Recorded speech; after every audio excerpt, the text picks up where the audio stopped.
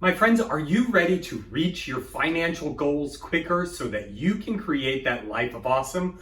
Well, stay tuned because I've got a couple of tips in this video that are going to help you do just that.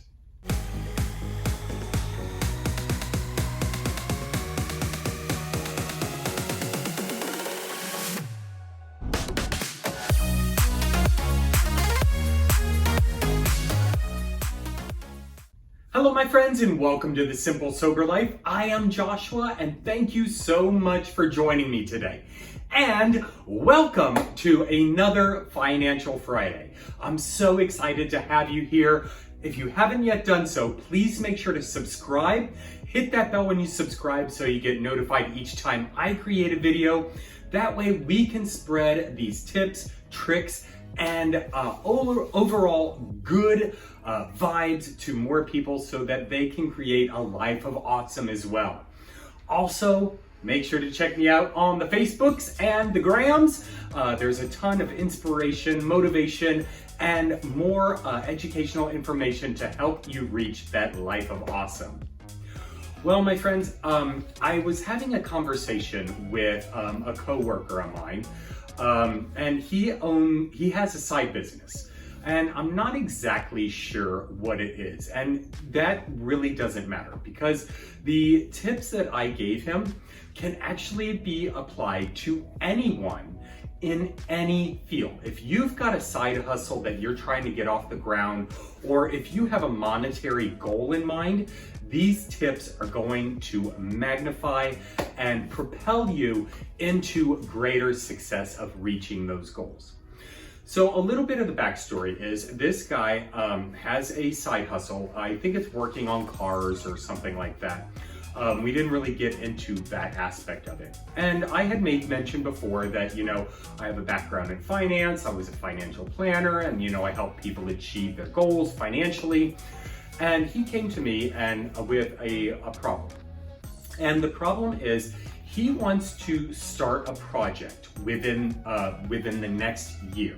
So within a year from now, he wants to be able to put down the money that he needs in order to start this project. And the amount of money that he needed, and he did it very slyly, very movie-esque, he wrote the number on a little slip of paper as if it was a top secret number and so extravagant that no one could ever achieve it. Like when you're negotiating the terms of your salary and you write down some obscene number on a piece of paper and you slide it across the desk. He kind of did it that way. And when he showed me the number, it was a pretty good amount. It was $26,000. So in order to get this project off of the ground, he determined that he needed $26,000. Okay, all right. So he can't really take a lot of money from his paycheck each week to contribute to this. He's got bills to pay, he's got a family to take care of and things like that. And that kind of consumes all of his income from his, full-time job. Now he does have a side hustle where he says that he's able to make and profit and bank $300 a week. Great, that's awesome. So that he can use to chip away at that. So we calculated it out and it came to $1,200 a month and I forget what the exact figure was. I think it was like 13 grand a year. So what did that do? That immediately cut the amount of his needed investment by half, right off the bat. And so when he first came to me with this problem, he was all kind of panicky and kind of downtrodden about having to raise $26,000. But when we started looking at it from a different perspective and, coming up with different solutions on the money mentality behind it and ways to actually achieve that goal, and we broke it down into smaller pieces, it started to become more manageable. and it started to look like it would be more obtainable. So instead of having to raise $26,000, now all he really needed to focus on was making an additional 13 grand. Okay, no problem. So if he could pick up a couple of extra jobs, every month, that would chip away at it even more. Of course, time is a factor, and between the full-time job and doing one project a week, that consumes a lot of his time. So not really an option for him. So I started coming up with other solutions.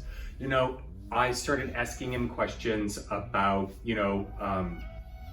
if his skill is coachable. So in other words, does he have a skill that others would deem worthy of paying for training? And he said yes. Boom. So what I proposed to him, one of the solutions that I proposed to him, was to have him bring on an intern who would pay him for training. And in doing that, not only would he be making additional money, but he would also have some of the workload taken off of him. So perhaps he could take on an extra project or two a month. That is a viable solution. Now, some of you may look at me and say, why in the world would an intern pay someone to, learn a skill or trade? Well, I'm telling you, it's actually not that uncommon. My ex is a therapist, and once he got his master's degree, he had to go in for clinicals, and he had to pay for supervision. Now, he did get a little bit of money on the side for doing it, but he actually had to pay, I think it was somewhere like $400 a month or something along those lines for, over a year in order to become a therapist. And then when he went on to become a behavior analyst, he had to do the exact same thing. And so that was one option. Another option that I proposed to him was to create an online course. Is this something that he could simply set up a camera and, film so that other people could learn from what he's doing? Yeah, absolutely. That was something that other people around the world would be interested in knowing how to do, learning more about, and helping to improve their skill set. Perfect. It's a relatively inexpensive investment, and then you can actually capitalize on that because you're creating one product and you're able to sell it over and over and over and over again. Here's the kicker. He like many people with a less than positive money mindset, he always had an objective for me.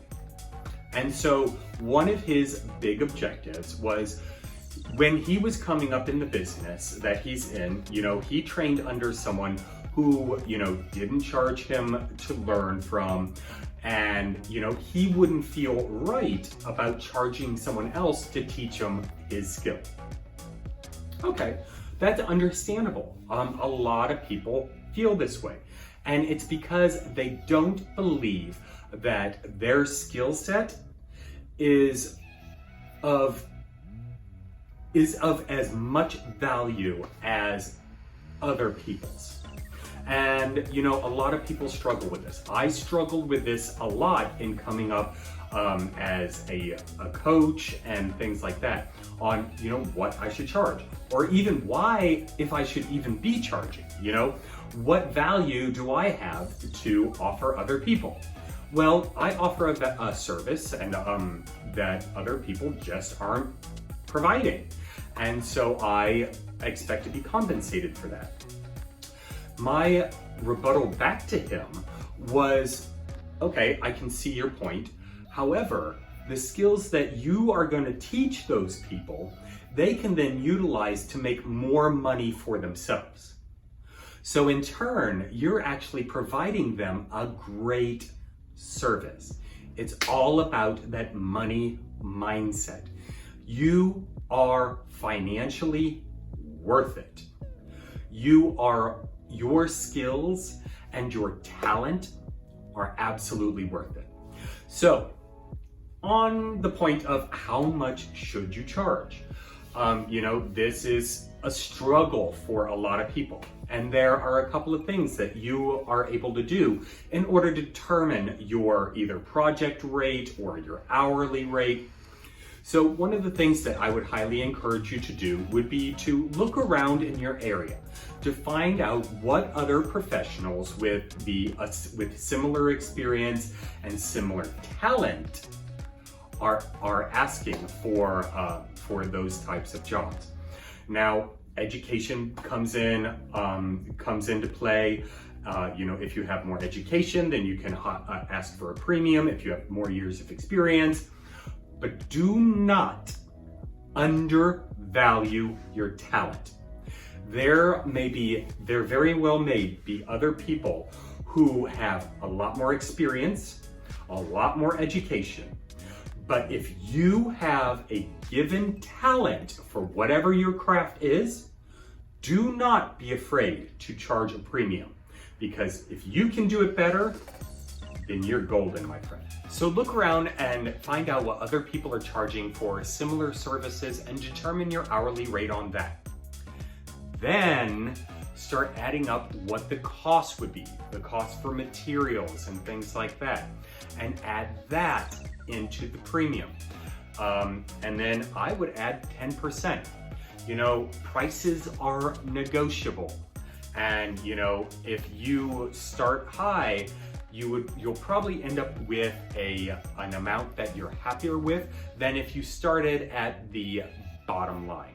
Because people are always going to try and gyp you down and get more for less. And if you've ever been in the workforce, then you understand what I'm talking about. They always want to get more for less. Anyway, my friends, I hope you got value out of this. You are financially worth it. And it starts with changing that money mindset and then believing that your talent, your services, and your products have value in the marketplace. If you got value out of this, please make sure to comment down below and give this a big old thumbs up. Also, again, make sure to subscribe. Hit that bell when you subscribe. Check me out on all the social medias and my blog. Anyway, my friends, cheers.